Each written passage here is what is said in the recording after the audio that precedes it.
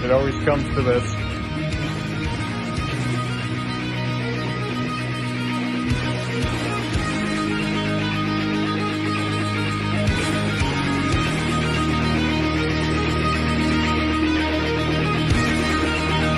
More nice shit.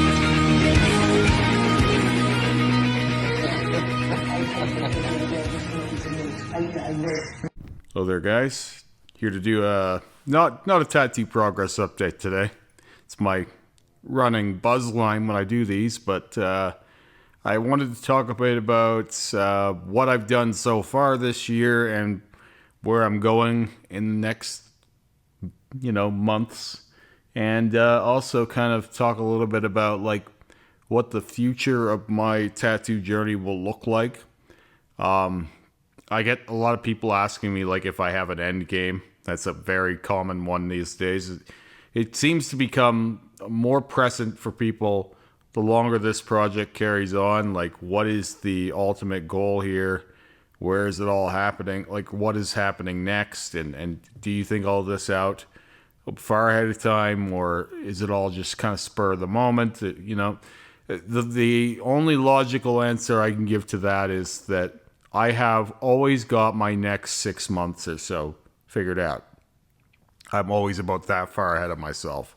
But because we've had so many like developments and kind of revelations as we've done this, it's been like a growing kind of evolution. The only proper way to proceed is take what you've learned and push it a little farther, and then you end up in new territory, and then you go back and you change the things that you already did because they're suddenly lagging behind, and before long you're redoing everything, and then you find some new pearl of wisdom in that work, and the whole thing changes again. And it's been that process forever, but at some point I feel like it will get to a level where there isn't a whole ton more that I can do to enhance things. For example, the tentacles on my torso are the weakest part of my suit right now, in my opinion. They were good in the balance I had achieved with Rick working on those for the two years we were working on my sides and stomach and ribs and fucking armpits and all that shit. All of that stuff looked really, really good in the balance that we had. But in the current terrain, where everything is colored on my front and my arms and neck and all of this, the tentacles look like they're lagging behind. So those need to be done pretty close to immediately. And I feel like it's cool. They were cool. The white and black on black version of them were cool. But where everything is so colorful, white has kind of a sort of foggy look to it next to color. It doesn't stand out very well next to color tattoos. It's got a bit of like kind of like a, I don't know. It's not necessarily the clearest all the time. It will stand out if it's just next to black, but when you put it next to other things, sometimes it can murk up a little. So I think the only logical decision is where I have purple and blue and red elements to go with similar color palette to what we have on the chest piece to kind of tie everything in together. So that's where you'll have greens and oranges and yellows and the tentacles to set them apart from the background, and it should bring them out into the foreground. I give people all kinds of critique on Remy Reacts about how, your background and foreground should be separate. I don't even always think that the foreground needs to be the show stealer. Sometimes the background can be. But right now, it's not that at all with my torso. It's just that the tentacles they're not up to snuff with the rest. And it's not like I could look at that and go, this is an intentional choice. It's just I haven't got there yet. And I actually still am not sure if it's going to be Rick or Terry that does those. I have a feeling that I'm going to be getting Terry to do them just because I think Rick and I will still be working on this sleeve at that point. I think we probably got a little over halfway to go, or a little less than halfway to go on the sleeve. And I think that Terry and I will get through my back piece within the next 3 or 4 months. So it is going to be a bit of a race because I'd be happy with either one of them doing them. And either guy would do them completely differently as well, but they would both do a competent job. So to me, it's like whatever that ends up looking like, it looks good in either case. And so I'm not that concerned with which guy does it. Especially Terry's color has come along a long way since we've been working together. I would have never had him do them when we first started working together, but where he is at now, I think he can do a very good job, as he did with the chest piece. He's given this a whole new facelift, and it's not to say that Rick couldn't have done that. It's just that Rick and I had our hands full with my sleeve, and Rick doesn't work as quick as Terry does. So with that said, when I get done with the tentacles, I also want to do another pass over my fingers. I've had people ask me about my fingers a lot, how they're aging, how they're holding up, and all this. As I had very viral finger blackouts done, what was it, almost 6 years ago. And both of these have been done, 3 times and 2 times. And you could see the difference between 3 and 2 even. It's a lot, but it could be more, right? Both of these sets of fingers can be better, but they're pretty good.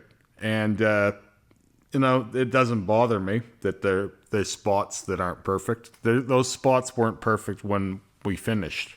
They haven't really changed much since I had them done last, to be honest.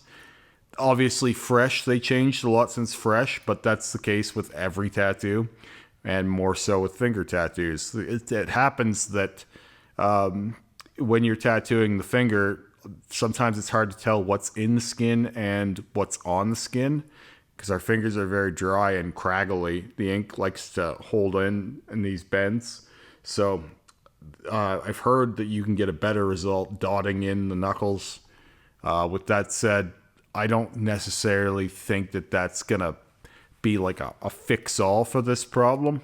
I just think that you just have to do it until you've got it where you want. And I've been content with mine for a long time, but I do think, especially where I'm starting to really polish up a lot of what I've got, getting my fingers to a place where I'm much happier with them is in the long-term vision. I'm probably going to do each set separately and just focus on the fingers. Rick and I will be bringing this red up a little bit higher. We didn't get as far as I wanted, or either of us wanted, really. The red will come up around this and then come over here. So the fingers will be started from wherever the red leaves off here. On this hand, I'm thinking that I will be extending the spider web down over here to some capacity before finally doing another pass of the red. Last year we did 3 passes of red on black on my hand, and I'm actually happy to say that given how much scar tissue is in this hand from the infection that I had, we have some red in there. This is probably one of the ugliest parts of my suit, my fingers and the red velvet up here, in my own opinion. It doesn't bother me, but it's a little gruesome looking, but this hand will always be. It looks a little bit better in person than it does on camera, but I had a serious infection in that hand, so it's going to hinder anything that's done there in the aftermath for the rest of my life. It will always look, not perfect. So I'm thinking, though, if I put the pattern of the spider web, kind of another big web kind of beginning at the knuckles, and that won't make sense, but it will when it's there. I think that it would maybe take some focus off of the scar tissue and all of that weird kind of very, very old looking, tattered, fucked up skin. Or it might not work very well. It could also blow out. That's the thing about working on crazy scar tissue is you may actually just have a worse result no matter what you do. but it's worth a shot to try and mask it. So I've got quite a bit more work on my hands coming up this year. This was the third session on this hand this year already. So when I say things like, oh, I've had my hands tattooed like 30 times, and I'll have people flippantly kind of like, yeah, sure, buddy. It's like, no, you don't understand. Like every variation and every modification that I've done to my hands has been multiple sessions.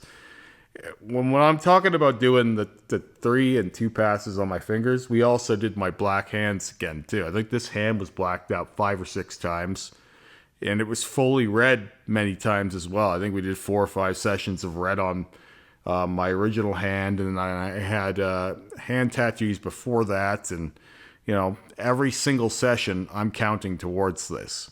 I've had, I don't even know, across both hands, it's over 50, 60 sessions. And it will be even more soon. I've already worked on this hand this year 2 or 3 times as well. So, like, if you're going to call bullshit on these things, you can pay attention, because it is into those numbers for pretty much everything. With that said, I also plan on doing 2 big leg tattoos this year at least, maybe 3. Well, not big. I plan on doing some medium-sized pieces on my calves. I want my wife to do one of them, and then one of our apprentice artists, Ashlyn, she's coming along, and I've had her in mind to do one on my calf for a while. Kind of want to keep my legs open to being able to get tattoos from new artists and guest artists and things like this. Anthony Bennett and I were talking about him possibly coming over for a guest spot, and that's the kind of thing where it'd be nice to have a little tattoo done by guest artists, people that you like, and new memories and little scratch board type shit. If I got into big leg sleeves on my legs, then I think my tattoo journey would be over a lot faster. And if I was burning to get out of this would probably be the play.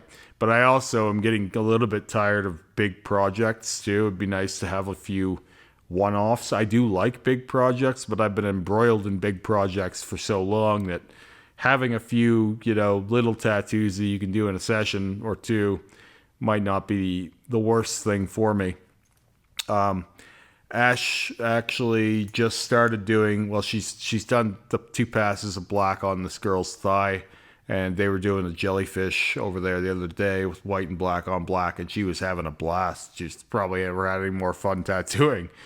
It's like an alternative black and gray for her, and she was really enjoying it and learning. Like, you could see her brain just like expanding as the day went on with all these crazy ideas, and it's really cool when I think for any of these people trying these projects, I think it just reshapes the way that you look at any cover-up in the future. It's like all of a sudden anything becomes possible, because if they didn't do that jellyfish, they could have done a cat, or they could have done anything, any creature, or there's nothing you have to work around. There's no color variation in it, so it's just like, it's a very controlled cover-up. It takes a while, but then all of them do. Every cover-up does. So the worst part of it is client patience. Just people, they don't want to live with the black a lot of the times. The people who come for these white and black on black cover-ups, they're not the kind of people that want blackout tattoos necessarily. They're doing this just to get rid of the blackout tattoo. So it's sometimes the hardest part of doing these projects is the client's patience. And patience is an absolute must with this stuff. So, and if I haven't been clear enough about that with all of the videos I've made on it, it doesn't happen overnight. I think this girl's been working with Ashlyn for 3 months on this, and she's been not impatient, but she hasn't necessarily been patient either. And I could see if it took any longer, then she might become full-on impatient, which is crazy considering what we're doing here is supposed to be impossible, according to most of who you would ask. But even that one pass of white and black on black, they already have a jellyfish in there. She doesn't have a blob on her leg anymore, and she doesn't have the old tattoo she's hated. So I've seen enough firsthand results that this works on all skin tones. It's working for all kinds of different people. All the work that we've done on me has been helping other people get rid of their tattoos they don't like without going through, 6,000 sessions of laser. So it's been really positive, and I'm not done with my active role in this yet. But even when I am close to my retirement point, I feel like I'll have done enough. There'll be enough of me out there showing this stuff healed and talking about how it's being done and all of this, that there will be a full-on tsunami of people doing this work, and it will transcend just my value in it. It will be so widespread that it's being done in every city, and there's someone who specializes in it in every city. I really think this is the future of cover-ups. I think laser's going to get left behind as you see more and more of this stuff going, because it's not just full color. You can get a version of black and gray with this. So, and a lot of people like black and gray more than color. Anyway, I'm rambling now. So those are my immediate plans this year. I think that's probably going to keep me busy. I think I'll probably be working on this sleeve for most of the rest of the year. Like as I said, my fingers, the tentacles, my back piece. There may be a few little one-offs in there, but that's kind of where my head's at right now. And if I can get all of that done, it'll have been a good year. I don't think that this year is going to be quite as visually spectacular in terms of change as maybe last year was. I guess that's up to interpretation. But still a lot of things to get done, and I think 2026 is you're going to see, not 2026, 2025, you're going to see probably the gradual kind of slowing down. I feel like, as I get into next year, I think most of my big projects will be mostly finished, and I'll just be into maintenance and small stuff. And that probably sounds crazy and maybe a little hard to believe, but when I'm thinking about it logically, there will come a place where it doesn't make sense to keep going with these things. And I do like a lot of what we have already, more than I could say about a lot of my first suit tattoos. So anyway, I will talk to you guys again soon. Have a great day.